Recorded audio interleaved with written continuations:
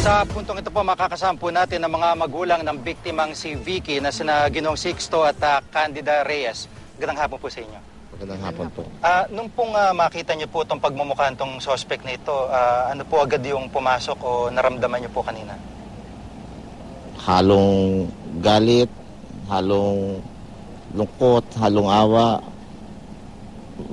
Hindi ko po maintindihan kanina, pero masama po loob ko na nakita ko siya. Opo, at nung marinig nyo itong balitang ito, parang nabunutan ho kayo ng tinik sa pagkakahuli sa kanya? Kanina po. Nung naibalita po sa akin,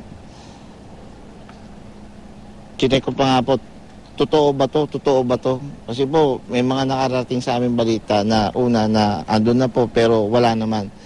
Pero kanina po paglabas ko sa bahay ng ma'am ko at nakita ako dun sa, tinawag po ako ng kapitbahay namin doon at nakita po namin sa TV.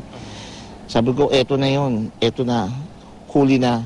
Salamat ka ako, salamat. Napakalaking napakalaking kabawasan po sa dibdib ko nung nalaman ko pong nahuli na. Opo, Mrs. Reyes, sinasabi po ng mga pulis kahit po, kumbaga hawak na nila itong suspect, medyo matagal-tagal pa rin yung proseso para talagang tuluyang masabi na kamtan niyo yung hustisya. Alam po namin yun na matagal-tagal lang proseso, pero kami po mag-asawa, hindi po kami maiinip po, talaga hindi titigilan din hanggang makamit yung hustisya ng aking anak. Opo. Alam ko pong justice will be served for my daughter, Maria Victoria. Opo.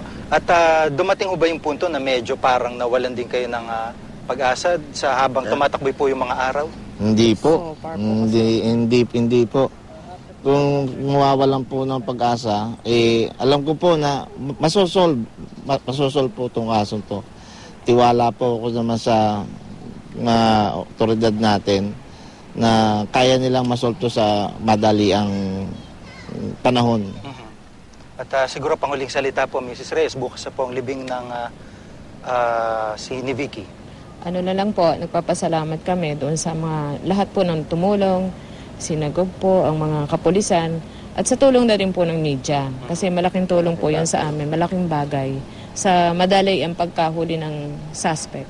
Opo, maraming po salamat sa inyong panahon. Maraming salamat din po. Opo, si Ginoo at Ginang Candida at Sixto Reyes po, mga magulang po ng biktimang si Maria Victoria Reyes ng UP Los Baños. Sa puntong ito naman po, makakausap po natin si Police Senior Superintendent Fausto Manzanilla Jr., ang director po ng Laguna PNP. Sir, kanina po nagkaroon ng press con at nakita po natin na mismong yung lolo po yung tumanggap ng kalating milyon na reward at talagang, kumbaga, sa kanya na napalaon yung pera. Parang ganun po. Hindi naman. Actually, buo lang kasi yung cheque, 500,000. Pero ito ay hati-hatiin kasama din dito yung 3 testigo natin kasi katulong din naman sila sa paglutas ng kaso. Ito po yung nakamaskara doon sa... Oo, at saka yung hindi nakamaskara, meron tayo diyan 2 hindi nakamaskara. At saka isang nakamaskara kasi ayaw niya makita dahil kilala rin siya ng suspect. Kaya ang ano natin diyan, iweweigh natin yung degree of participation nila sa paglutas ng kaso at hati-hatiin natin sa kanila ng parehas. Opo. Yun nung naging operasyon ng mga pulis dito, yung follow-up operation ng Laguna PNP, sa pamamagitan ng tsuhin, tapos na nauwi doon sa negosasyon ng lola, tama ho ba? Oo. Actually, yung tsuhin nila, si ex-barangay chairman Gonzalo Atienza, naghahanap talaga ng mapapaglapitan para makalutang yung kanyang pamangkin. At nagkataon naman na yung ating mga tracker team nandoon din sa lugar, kaya na-monitor nila at nalaman kagad. Kaya nagkameron ng pag-uusap at kagabi nga, nireport nila sa akin na gano'n. At ako mismo nakipag-uusap kay Kapitan na sa amin na sumuko. Lamang ang gusto nila katulong natin yung media para naman masigurado na ligtas.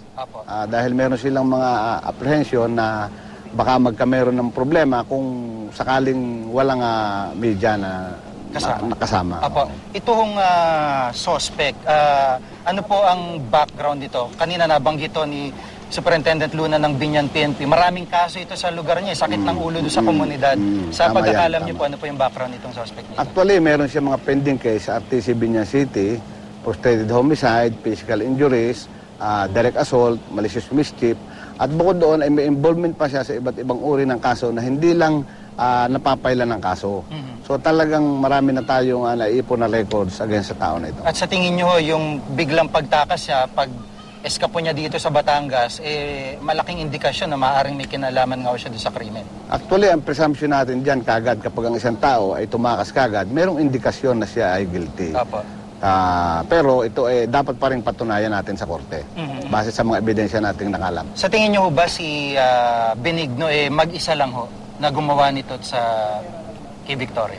Sang-ayon sa ating mga testigo at sa kanilang mga testimonya, isa lang talaga siya na pumasok doon sa bahay. Mga bandang alas 11 ng tanghali, nakita na ang ating isang testigo na nakasalukuyang nasa terrace ng kabilang bahay, nakita niyang kumatok pa. At nung buksan ang pinto, bigla siya nag-barge in. Kaya nung imbestigahan ng ating mga soko, wala sila nakita ng palatandaan ng forced entry. Dahil kusa pa lang nagbukas. At dahil nga malapit yung ating witness doon sa bahay mismo, rinig pa niya yung sinasabi ng estudyante na huwag-huwag. Bukod doon, nung lumabas siya ng bahay, may nakakita pa rin sa kanya.